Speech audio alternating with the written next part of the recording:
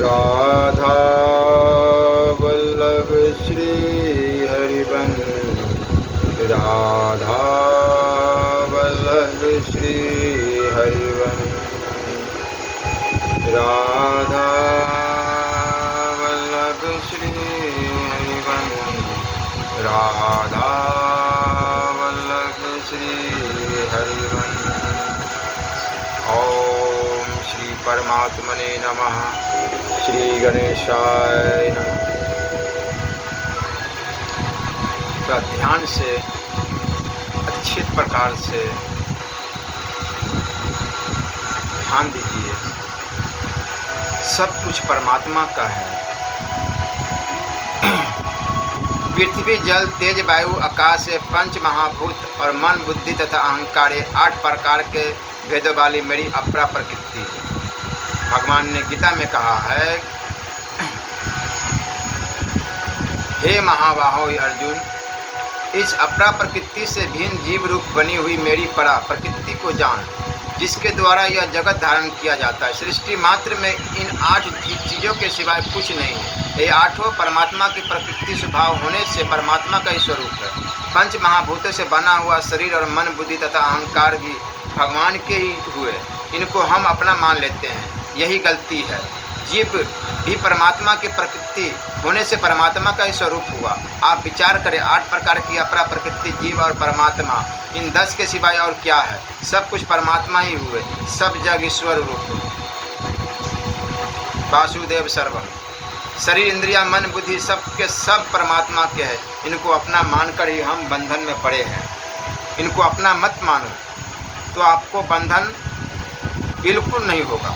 आप मन को सर्वथा भगवान का ही मान लो तो मन के विकार आपको नहीं लगेंगे, मन के सुख दुख आपको नहीं लगेंगे।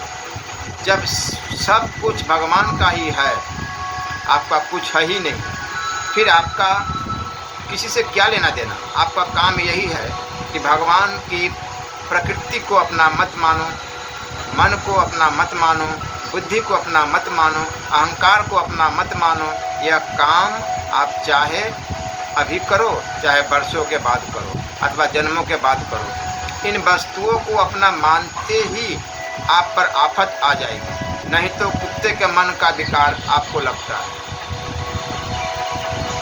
क्या मन को अपना मानते हैं कि विकार लगता है?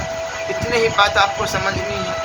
मैं आपको यही बात कहना चाहता हूँ कि संपूर्ण जगत परमात्मा का स्वरूप है। इसलिए शरीर, इंद्रिया, मन, बुद्धि और अहंकार को आप अपना मत मानो, इनको भगवान के अर्पित कर दो।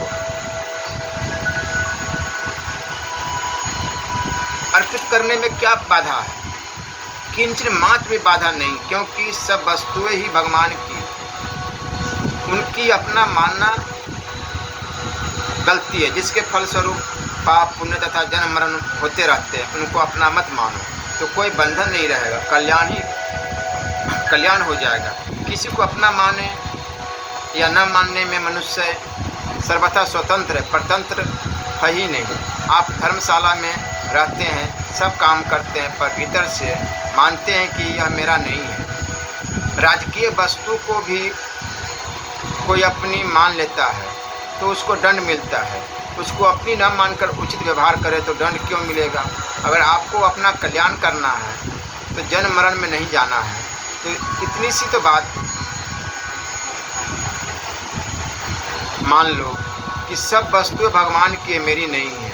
भगवान भी कहते हैं कि हे धनंजय, मेरे सिवा इस जगत का दूसरा कोई किंचन मात्र भी कारण तथा कार्य नहीं है। अगर अपना उद्धार करना है तो सच्ची बात को स्वीकार कर लो कि सब कुछ भगवान का है। स्वीकार करना या न करना आपकी मर्जी के अधीन है। शरीर को आपने अपना मान लिया, पर यह आपका है नहीं। एक दिन शरीर छूट जाएगा, मर जाएगा और लोग इसको जला देंगे। जैसे मरने के समय यह आपके साथ नहीं रहेगा, ऐसे अभी यह आपके साथ नहीं है। इतनी सी बात आप स्वीकार कर लो तो सब काम ठीक हो जाएगा। आप कह सकते हैं कि हमारे स्वीकार नहीं होता, हमारे से स्वीकार नहीं होता, परंतु यह बात आपके भीतर खटकनी चाहिए कि स्वीकार क्यों नहीं होता। इस पर आपका बस चलता है क्या? इसका रात दिन विचार होना चाहिए, फिर स्वीकार हो जाएगा। कारण कि सच्ची बात मिट नहीं सकती। 2 और 2 4 ही होंगे, 3 या 5 नहीं हो सकते। आप मकान को अपना मानते हो, पर जब उसको बेच देते हो तब उसको अपना मानते हो क्या? आप खुद विचार करो कि कौन सी बात सच्ची है। सच्ची बात को स्वीकार करने में बाधा क्या है? आपके मन में उत्कंठा होनी चाहिए कि अब तो मैं सच्ची बात मानूंगा, चाहे आज मानो, चाहे वर्षों के बाद मानो, चाहे जन्मों के बाद मानो, कभी न कभी सच्ची बात को मानना ही पड़ेगा। जब तक सच्ची बात को नहीं मानोगे तब तक सुखी नहीं हो सकते, दुख उठाना ही पड़ेगा। सच्ची बात को माने बिना पिंड नहीं छूटेगा। जब सच्ची बात को माने बिना कभी शांति मिल ही नहीं सकती, तो फिर झूठी बात क्यों माने? जब कभी कल्याण होगा तो सच्ची बात को मानने से होगा। रामानंद आनंद से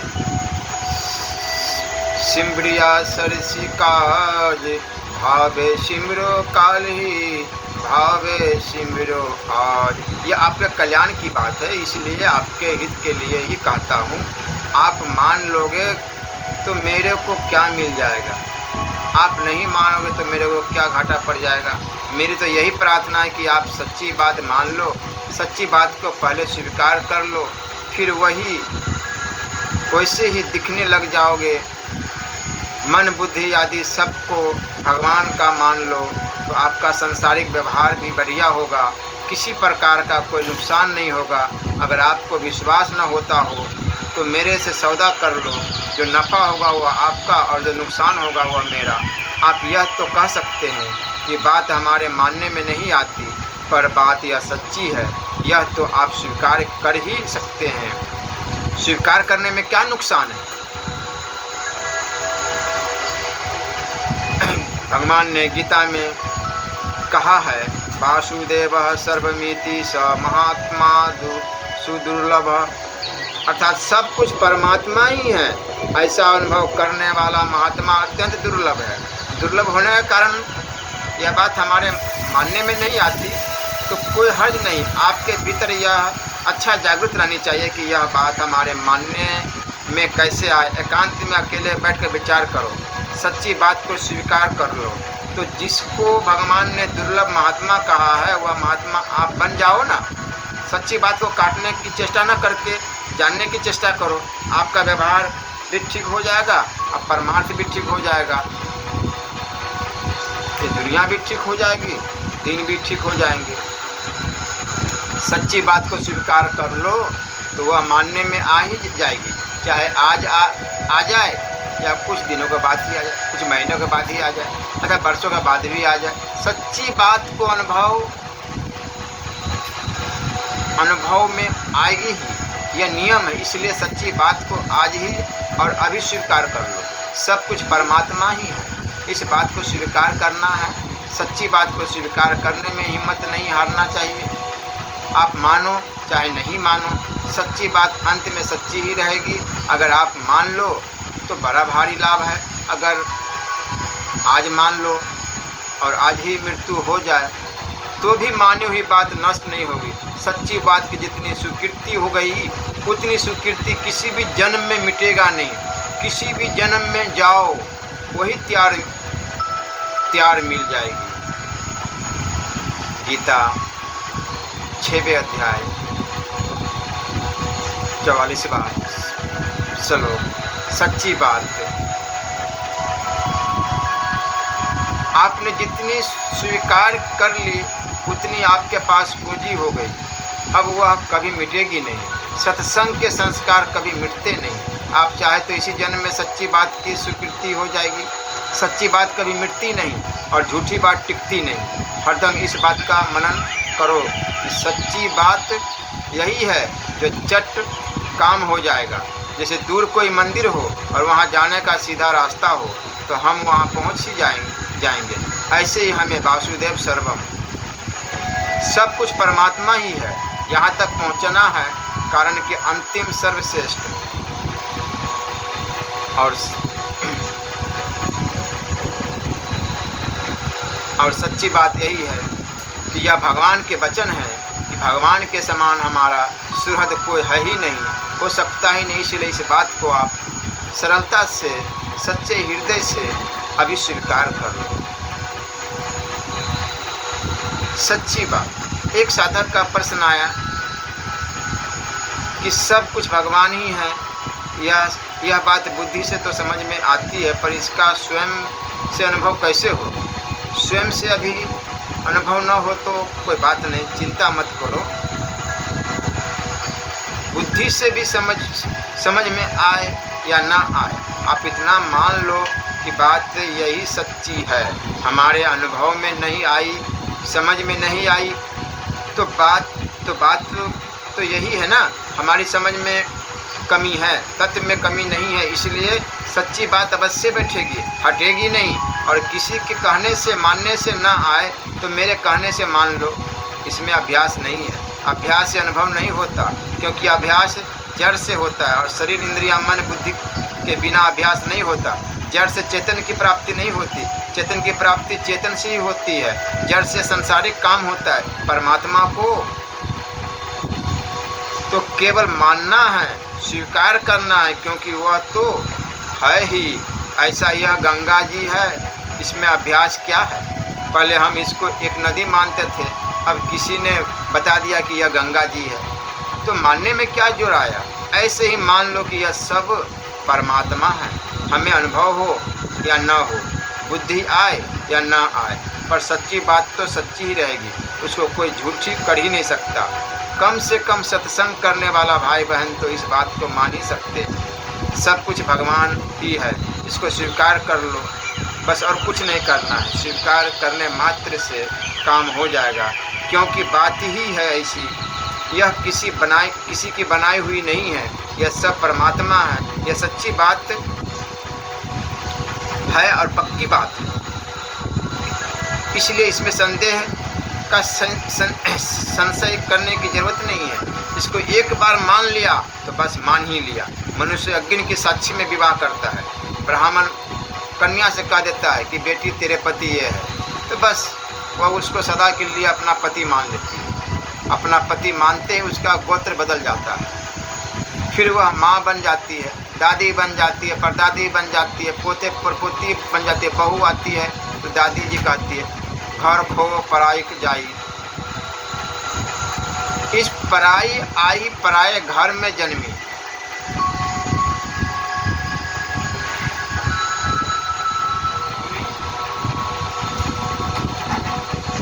इसलिए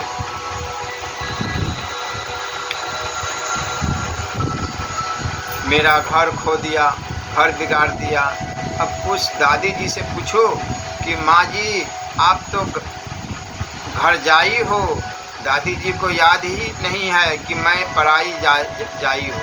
वह तो यही देखती है कि मैं दादी परदादी हूँ और यह मेरा पोता परपोता है, यह मेरा कुटुंब है। इसी तरह आप सच्ची बात को स्वीकार कर लो कि फिर सब कुछ हो जाएगा। भीतर से स्वीकार कर लो कि यह सब कुछ भगवान ही है।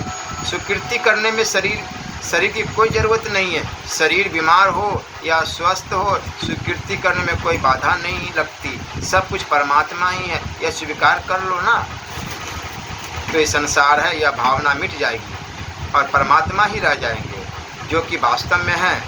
एक कहानी है, एक लड़का मुंबई में रहता था, उसके पिताजी दूर गांव में रहते थे। एक बार वह लड़का बीमार हो गया। पिता को बीमारी का समाचार मिला तो विचार किया कि चलो जाकर मिल ले। देव योग से वो जिस धर्मशाला में ठहरे थे, उनका लड़का भी उसी धर्मशाला में पास वाले कमरे में कोई व्यक्ति खांस रहा था, जिससे उनको नींद में थोड़ा डिस्टर्ब हुई।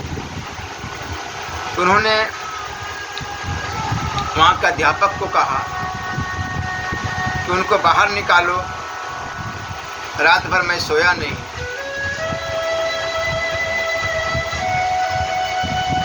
सुबह में जब उस लड़के को निकाला गया तो जो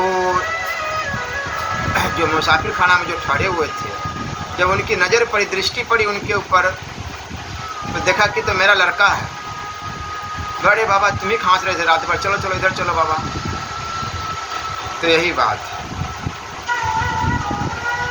कि अपना लड़का, अरे बेटा इधर आओ, उसको अपने कमरे में ले गया। अगर पड़ोसन का होता तो उसको सुहाता ही नहीं। तो इसलिए कहा गया है कि पड़ोसन का बच्चा रोए तो सिर में दर्द होता है, अपना बच्चा रोए तो दिल में दर्द होता है। राधे राधे।